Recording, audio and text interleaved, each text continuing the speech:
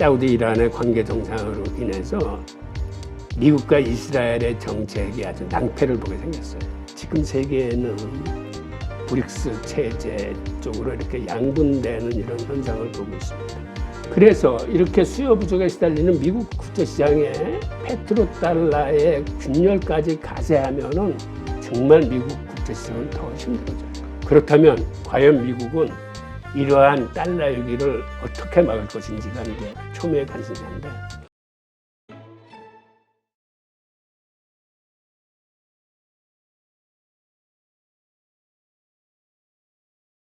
지금 말씀하시는 지금 달러가 위험하다. 그리고 그러한 근거로 지금 외국 중앙은행들이 달러 대신 금을 좀 매입하고 하는 이런 현상들.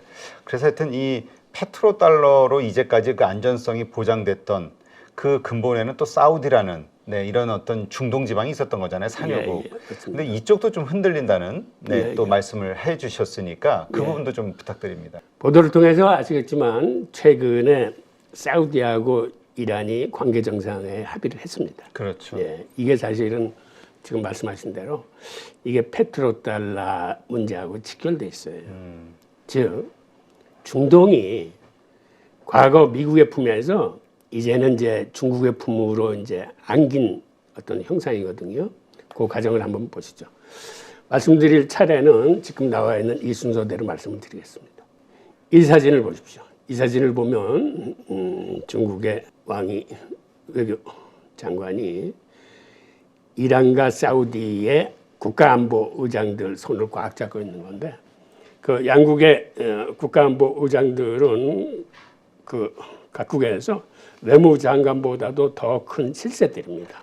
그 나라의 국가안보를 책임지고 있는 사람들인데, 이 사람들을 북경으로 불러서 협상을 이제 타결시켰습니다. 자, 이 두 나라의 관계 정상의 의미를 한번 살펴보겠습니다. 이거는 사실 우리가 평소에는 상상하기 힘든 일이 벌어진 겁니다. 즉 사우디와 이란은 수니파와 시아파의 맹주로서 오랜 앙숙관계에 있습니다.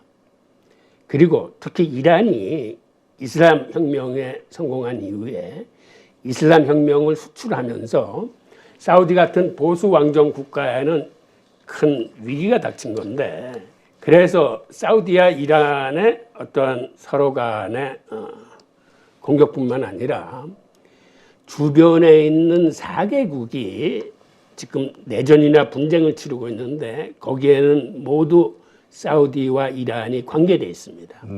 즉 이란이 이슬람 혁명을 수출하면서 이 4개의 분쟁에 지원을 하고 있어요. 그러다 보니까 특히 예멘 같은 데서는 내전이 격화되고 있어서 많은 사상자가 나오는데, 이게 한마디로 사우디와 이란의 대리전 양상을 띠고 있어요. 그런데 이렇게 관계 정상화가 됐다는 얘기는 이제는 사우디와 이란의 관계뿐만 아니라 주변 4개국의 내전이나 분쟁이 잠정적으로 이제 평화 무드로 접어들 수 있는 어떠한 토대가 이루어졌다는 얘기입니다. 그리고 제3세계의 입장에서는 이번 합의가 그간 미국이 초강대국으로 군림해 왔었는데 국제 질서에 변화가 나타나고 있다라고 이 사건에 이제 의미를 두는 거죠. 사실 지금 이렇게 된 계기는 미국이 세일가스가 나고 석유 수출국이 되면서 그간 중동을 전략지역, 그다음에 석유를 전략상품으로 지정해서 이쪽 군대를 주둔시키고 미국 항공모함을 2대를 항상 상주시켰는데, 이제는 중동의 가치가 떨어졌기 때문에 미국이 이 자리에서 빠져나오고 그 자리에 이제 중국이 들어선 이런 형국입니다. 자, 이 그래프를 보면 지금 중동 지역에서 빨갛게 표시된 지역이 바로 이란이 이슬람 혁명을 수출하고 있고 거기에 반군이나 그 민병대를 지원하고 있는 이러한 그래프입니다. 그만큼 지금 중동 지역은 그 내전에 휩싸여 있고, 특히 최근에는 이란이 사우디의 산유 기지를 직접 드론으로 공격을 하고 있어요. 그래서 사우디는 미사일을 쏴가지고 그거를 계속 격추시키고 있는데 그 미사일을 한 번 쌀 때마다 이게 몇십억 달러씩 날아가는 거거든요. 그런 식으로 실제로 교전 상태에 있던 두 나라가 이번에 관계 정상에 이제 합의를 한 겁니다. 그다음에 그 양국 간에 이렇게 관계 정상에 합의한 그 배경을 한번 살펴보겠습니다.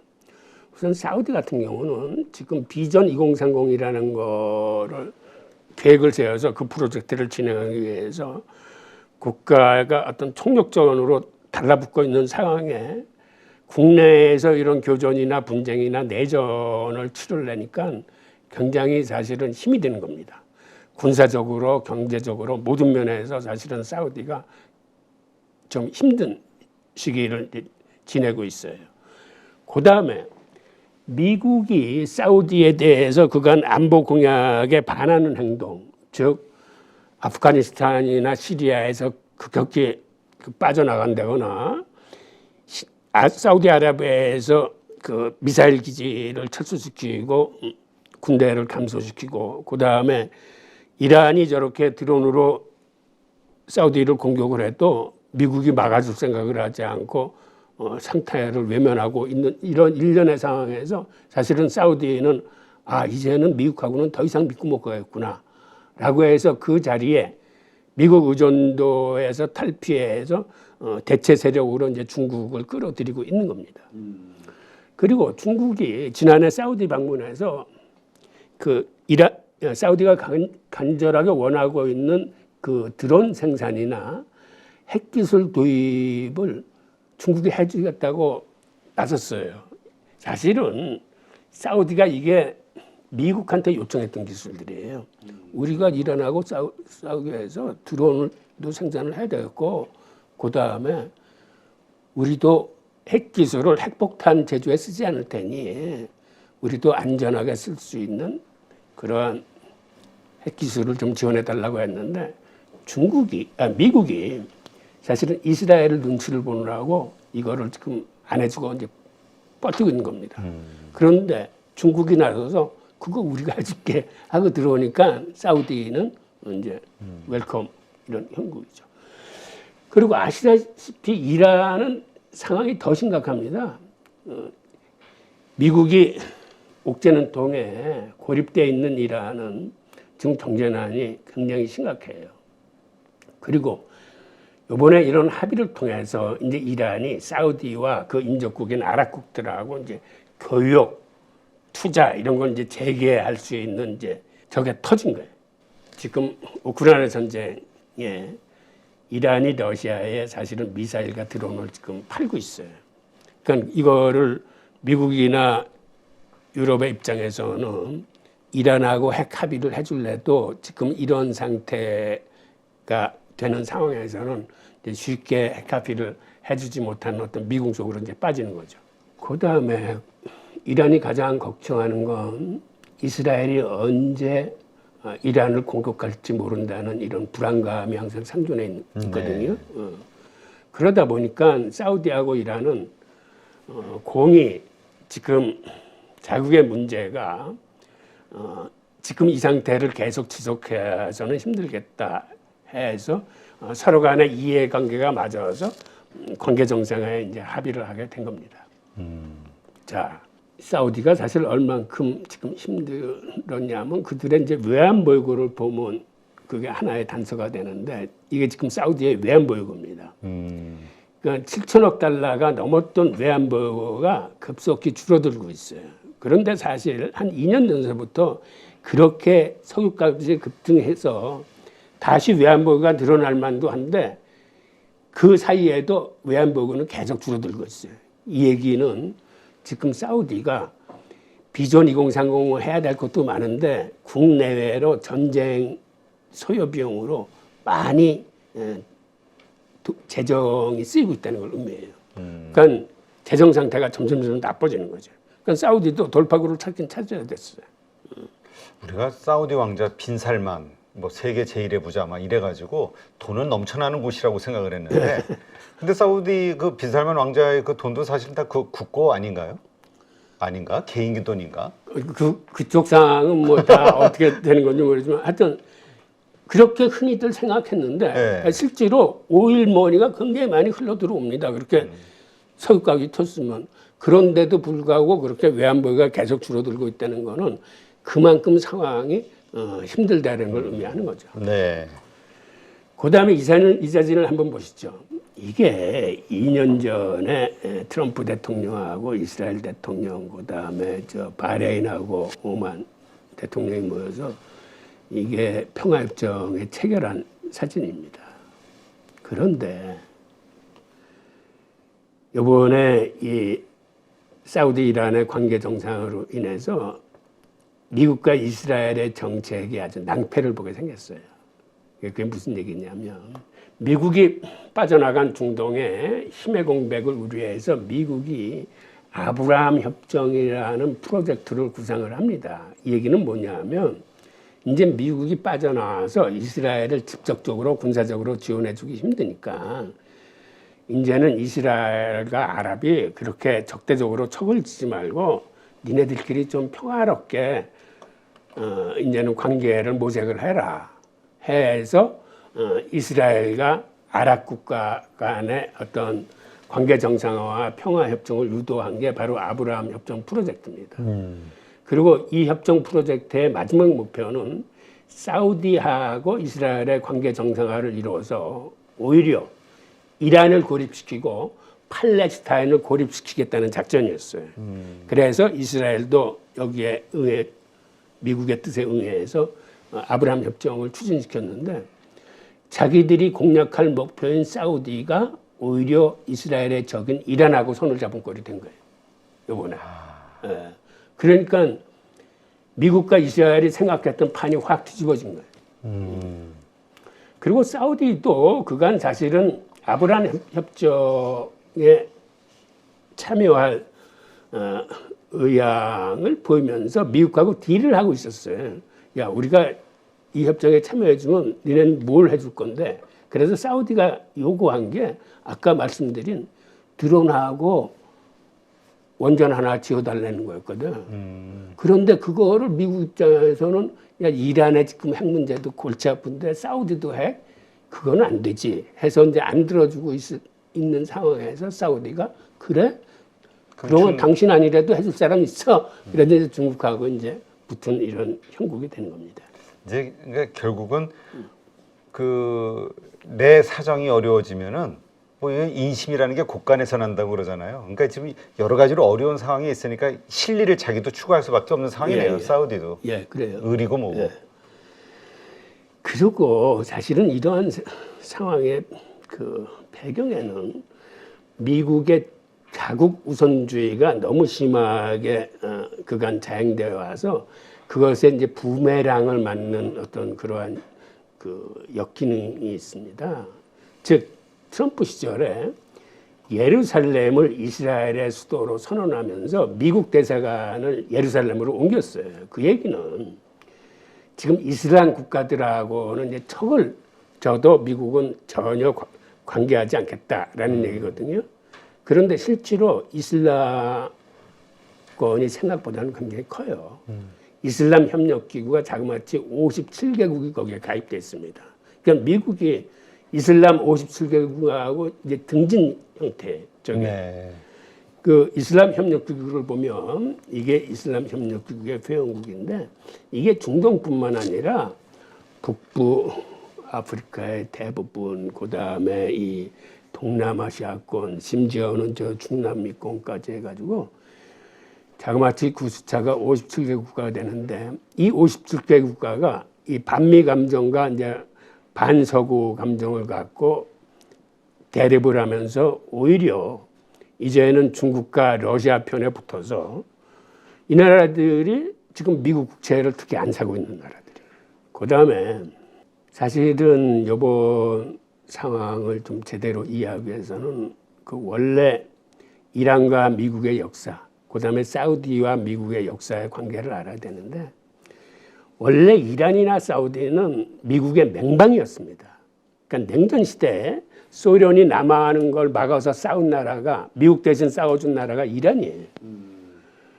그런 이란이 미국하고 이제 척을 지게 된 이유는 당시 석유 이권 관계로 인해서 미국하고 영국이 이란의 자치정부를 전복시키고 이걸 왕정으로 복구시켰어요. 그래서 이란의 반미 감정이 확 일어나면서 대학생들이 주도해서 이제 데모도 하고 혁명을 일으켜가지고 그 왕정을 타파했는데 그 왕의 망명을 미국 정부가 받아줘. 그래서 그 왕의 그 본국 송환하고 왕이 갖고 있는 재산의 반환을 요구하면서 이란 대학생들이 그 미국 대사관을 점거해서 자그마치 444일을 인질로 잡고 있었어요. 그 중간에 미국의 공수부대가 들어와서 작전을 했는데 그것도 실패하고 또 재밌는 건 나중에 그 미국 대사관을 점거했던 주동자인 사람이 이란의 대통령이 돼. 그래서 이란하고 미국 관계는 굉장히 이제 악화되고 이란이 그 과정에서 앞으로 이란 석유는 달러로 팔지 않겠다. 우리는 유로하고 우리 돈으로 팔겠다. 해서 완전히 미국하고는 이제 고립된 상태고 사우디는 아시다시피 중국의 닉슨 쇼크로에서 달러가 풍지박산이 났을 적에 키시진저가 가가지고 비밀 협정을 해서 우리가 사우디의 국가 안보와 당신의 왕정을 보호해 줄 테니 그 대신 석유는 달러로만 팔아라 하는 페트로달러 협정을 맺은 거 아니에요. 그런데 최근 들어와서 미국의 행태가 그렇게 보장을 해준다고 그랬는데 최근에는 미국이 자기를 버리고 이제는 외면하는 것 같으니까 이제는 우리도 살 길 찾아야 되겠다라고 그래서 이제 중국 편에 붙는 거고. 하여튼 그런 식으로 이 두 나라가 미국의 등을 돌리게 되고 오히려 이번에 이제 관계 정상화를 이룬 겁니다. 하여튼 사실은 이란과 사우디의 그 역사에 대해서는 이제 할 얘기가 많은데 그거는 제가 다른 유튜브에서 했기 때문에 더 이상은 안 하고 넘어가겠습니다. 이번에 이거는 이슬람권에서 중국 외교의 승리를 이제 단적으로 증명해낸 건데 중국 외교 과정을 좀 살펴보면 시진핑이 2014년에 평화공정 5강 원칙이라는 거를 제시를 합니다. 이거의 내용은 간단히 각국의 주권 존중과 내정 불간섭이에요. 즉 미국의 패권주의에 반대한다는 얘기예요. 그리고 지난해 4월 중국 포럼에서도 이 내용을 갖고 글로벌 안보 구상을 발표를 해요. 즉 다자주와 패권주의에 반대, 각국의 주권 존중과 내정 불간섭. 그리고 이러한 기조하에 시진핑이 코로나 이전에 이란을 방문한 적이 있습니다. 2016년에. 그리고 2021년에는 중국과 이란이 포괄적 전략관계 협정을 체결을 합니다. 그 다음에 아시다시피 시진핑이 지난해 말에 사우디를 방문해서 사우디뿐만 아니라 아랍권 전체와 운명 공동체를 구축하게 돼요. 그리고 올 2월 달에 이란 대통령이 중국을 방문합니다. 이 과정을 거쳐서 사실은 중국이 사우디와 이란을 이제 다독인 거죠. 네. 니네 그렇게 싸우지 말고 이제는 손을 잡아. 그리고 어차피 중국이 이란이나 사우디로 봐서는 가장 큰 석유 구매국이에요. 네. 그러니까 이란도 중국이 석유를 사줘야 이제 살아갈 수 있는 나라고 사우디도 중국의 석유 수출량이 가장 많고 그리고 그간 아랍권 내에서도 오만이나 이라크나 이집트 등이 이 두 나라 중재에 많이 나섰어. 니네들 그만 싸우고 이제는 좀 화해해. 이러한 분위기가 있었는데 중국이 마지막 마무리를 한 거예요. 그러니까 이번 3월 양회 기간 중에 양국 대표를 북경으로 불러서 이 협상을 이제 타결시킨 겁니다. 즉 이거는 제3세계에 대한 중국 외교의 이제 승리라고 봐도 이제 맞는 얘기고. 그런데 여기서 우리가 주의 깊게 이번 상황하고 연결해서 보아야 될 사항이 최근에 브릭스의 동향입니다. 즉 브릭스는 지금 어떤 태세를 갖추고 있냐면 미국이 인도태평양 경제 프레임워크라는 걸 발표를 해서 중국을 사방에서 이제 옥죄는 전략을 쓰고 있는데 거기에 대항해서 중국은 브릭스 경제 동맹체를 확대하겠다는 이런 전략을 이제 선언을 했습니다. 그래서 지난해 정상회의 때도 13개 옵서버 국가를 이제 참여시켰어요. 네. 그리고 지난해 브릭스 회의의 가장 중요한 2대 의제가 이 경제동맹체 확대, 두 번째가 브릭스 통화를 개발하자라는 의제가 주요 의제입니다. 그래서 브릭스는 앞으로 경제동맹체 참여 국가들을 계속 늘려나갈 생각입니다. 그리고 브릭스 자체 통화를 개발해서 미국의 달러에 대응하겠다는 그런 의지를 갖고 있습니다. 자, 이게 그 지난해 6월에 브릭스 정상회의를 할 때 나온 그래프인데 지금 세계에는 미국이 주도하는 서구 세계하고 중국이 주도하는 이제는 그 브릭스 체제 쪽으로 이렇게 양분되는 이런 현상을 보고 있습니다. 그리고 지난해 그 브릭스 5개국과 옵서버 13개국, 즉 18개국 회의에서 그때 참여했던 이란이나 아르헨티나는 브릭스 가입 신청을 그때 했습니다. 그리고 브릭스 회의가 끝나고 4개월 후에 중국 외무성이 발표를 했는데 이란과 아르헨티나 이외의 4개국이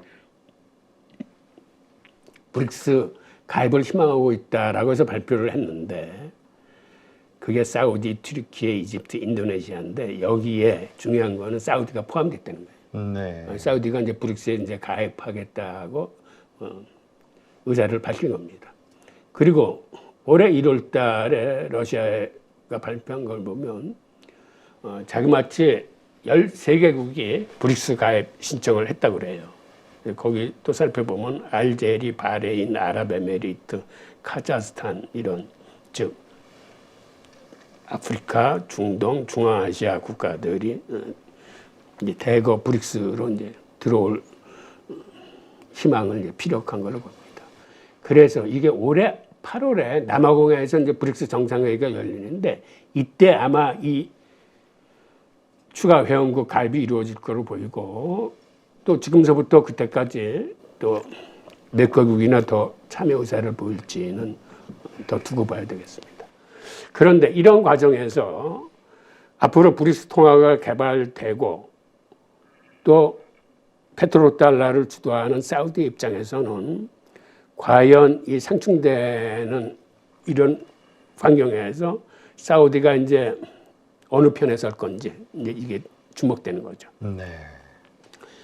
자, 그리고 이번에 중국이 사우디에 무역 결제 위안화 대출을 해줬습니다.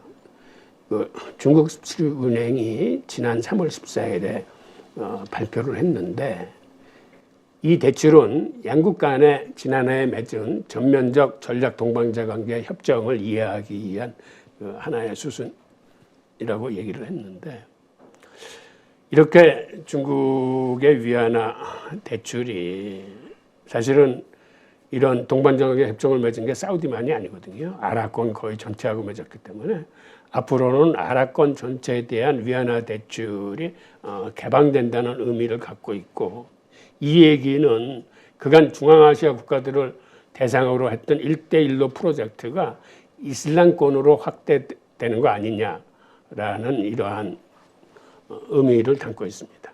그래서 실제로 중국이 중동권의 인프라 투자와 개발에 앞으로는 적극적으로 진출하겠다라고 했고 지난해 그 방문에서도 이미 38조에 달하는 그러한 그 각 협정들을 체결한 바가 있습니다. 그렇군요. 그리고 이번 사태로 인해서 중국은 석유라는 전략 상품의 안정적인 공급처를 확보했을 뿐만 아니라 그간 호르무즈 해협에서 이란과 사우디 간의 그 긴장으로 항상 여기가 그 위험 지역이었는데 이제는 그 긴장이 해소된 거예요. 중국이 지금 수입하는 원유의 80% 정도가 이 호르무즈 해협을 통해서 수입을 하고 있다는데 여기에 긴장 해소는 안정적으로 이제 석유 수송로를 이제 확보한 걸 의미하는데 이 신냉전 시대의 이 인도태평양 지역은 중국, 미국 두 나라의 공이 굉장히 중요한 지역입니다. 이게 왜 그러냐면 그림에서 보면 중국은 진주 목걸이 전략이라고 해서 이 인도 태평양 지역의 거점 지역들을 이렇게 지금 확보를 해놓고 여기에 안전한 석유 수송과 자국의 영향력을 나름대로 이제 구축하고 있습니다. 미국도 이것에 반격하기 위해서 우리가 알다시피 그 쿼드라고 그래서 미국, 일본, 인도, 호주 이 사각형 형태로 중국의 남하를 막고 있는 거고, 그다음에 영국까지 합쳐진 미국, 영국, 호주의 시스템인 오코스 시스템도 작동시키고 있고, 또 한국, 일본, 미국의 한미일 삼각협력도 지금 적극 추진하고 있고 해서 인도 태평양 지역의 주도권을 어느 나라가 쥐느냐를 가지고 지금 첨예하게 이제 대립하고 있는 형국이거든요. 최근에 돌발 변수가 터졌는데 이게 뭐냐면 이란에서 고농축 우라늄이 발견됐어요. 네. 즉 원래 90% 이상의 고농축 우라늄은 그걸 가지고 원자폭탄을 만들 수 있습니다. 그런데 이번에 84%의 고농축 우라늄이 발견됐어요. 이 얘기는 사실은 어떤 의미를 지니냐면 이스라엘이 이란을 기습 공격할 가능성이 높아졌다는 걸 의미해요. 이게 굉장히 그래요? 중요한 얘기입니다. 원래는 2015년 7월에 이란의 핵협정이 체결됐는데 이때 참여한 국가들이 이란, 미국을 포함해서 유엔 안전보상의 3 이상 5개국에 독일을 더해서 6개국이 체결됐는데 이때 이란이 약속한 게 우라늄 농축 한도를 우리가 3.67% 이상 높이지 않겠다. 그러니까 우리는 이거 핵폭탄을 만들려는 게 아니다라고 했어. 그런데 느닷없이 트럼프가 2018년에 일방적으로 이걸 파기하고 나옵니다. 그때 여기에 참여했던 유럽 동맹국들이 다 미국을 맹비난했어. 그럼 앞으로 사태를 니네가 어떻게 책임지려고 하는 거냐. 네. 그 이란도 그러면 우리도 60% 이상 고농축 우라늄 만들겠다. 라고 해서 했는데 이번에 사찰단이 들어가 보니까 진짜 이 88%짜리 고농축 우라늄을 발견한 거예요. 그러니까 이게 또 앞으로 지금 어떻게 이게 그러니까 지금 번질지 모르는 거예요. 말씀하신 대로 그럼 이스라엘이 두고만 볼 수는 없으니까 또 어느 날 갑자기 거기 하지만 시설 파괴, 기습 공격. 만약 이스라엘이 기습 공격을 단행하면 세계 경제에 정말 퍼펙트 스톰입니다. 지금 같이 이렇게 금융위기도 위험하고 여러 가지 불안한 상황에서 고인플레이션 상황에서 또 다른 곳에 전쟁까지 터져. 이거는 미국도 감당하기 힘들었죠. 이렇게 되면. 지금 사우디가 이란하고 손잡고 이제 중국 품으로 이제 점점 더 다가가고 있다는 얘기는 페트로달러가 흔들릴 거라는 이러한 그 예상을 하게 되는데 사실 페트로달러에 도전했다가 망한 나라들이 많습니다. 2003년에 이라크의 후세인이 석유를 유로로 팔겠다고 그랬다가 아시다시피 죽임을 당했어요. 미국한테. 2011년에 리비아의 카다피도 마찬가지입니다. 네. 그리고 이란이 페트로달러의 반기를 들고 이거 유로화로 팔고 있다가 지금 아시다시피 고립돼 있어요. 베네수엘라도 마찬가지입니다. 베네수엘라도 유로화로 석유를 팔겠다고 그랬다가 지금 이란과 같은 그러한 제재를 당하고 있는 거. 그다음에 중국도 2018년에 상하이의 원유 선물 거래소를 개설하면서 우리는 위안화로 팔겠다라고 해서 사실은 이때서부터 미중 무역 전쟁이 터지고 이게 패권 전쟁으로 비한 거거든요. 하여튼 보시는 바처럼 달러에 대한 도전은 미국이 용서하지 않습니다. 이런 과정에서 지금 이란과 러시아나 베네수엘라는 위안화로 석유를 수출하고 있어요. 즉 이만큼 지금 페트로달러가 이제 잠식 당한 거거든요. 그런데 지금 브릭스 국가들은 차제 무역 거래에서 이제 달러 쓰지 말자 해서 위안화 사용 비중을 높이고 있습니다. 그래서 중국과 러시아 같은 경우는 예전에 교역에서 달러 비중이 한 90% 줬는데 지금 40% 이하로 떨어졌어요. 그리고 내년에는 중국인민은행의 디지털 위안화가 본격 상용화됩니다. 그렇게 되면 인터넷 환경이 열악한 아프리카나 중앙아시아에 이 디지털 화폐가 급속하게 이제 전파될 겁니다. 중동 산유국들의 위안화 석유 가능성이 점점 높아지고 있어요. 근데 과연 여기에 누가 먼저 총대를 맬 것이냐? 만약 총대를 맨다면은 사우디가 총대를 맬 가능성이 그래도 가장 높아요. 자기가 맹주고 가장 큰 형이기 때문에. 그 다음에 아시다시피 지금 세계 중앙은행들이 미국 국채를 사지 않고 있기 때문에 수요가 계속 감소하고 있는데 이 내용을 들여다보면 사실 서구 국가들은 그래도 미국 국채를 어느 정도 사. 그런데 제3세계가 안 사는 거예요.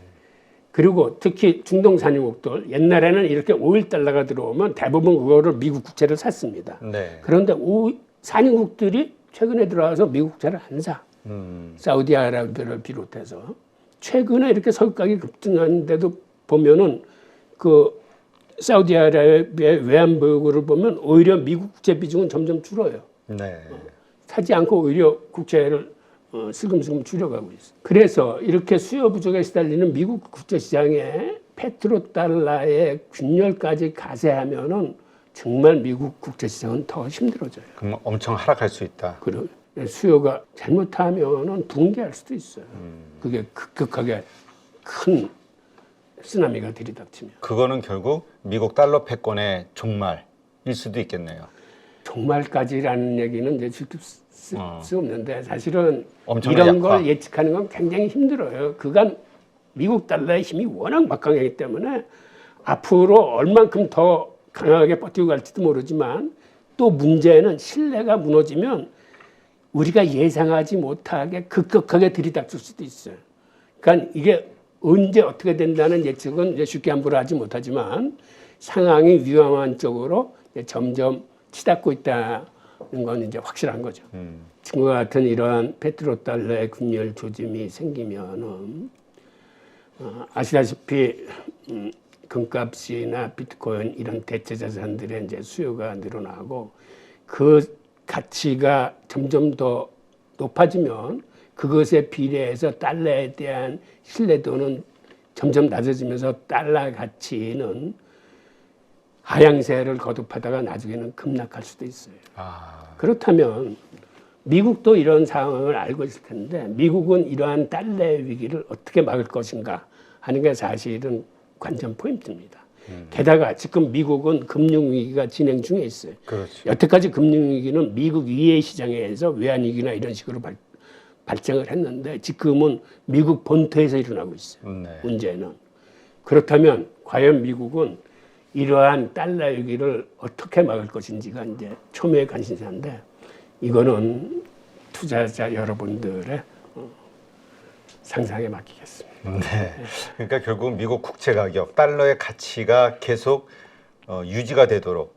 근데 우리가 그냥 단순 떠오르는 것만 보면은 어떤 위기 상황이 왔을 때, 세계적인 위기 상황이 왔을 때 안전자산으로 달러가 부각이 되면서 다시 달러를 살려는 맞습니다. 수요가 확 늘어나잖아요. 네. 그러면 그 위기 상황이 하나는 경제적인 위기가 있을 수 있고 하나는 예. 어떤 지역적인 어떤 전쟁이라든가 이런 것이 또 위기가 하나 될 수 있는 거잖아요. 예. 어려운 문제네요.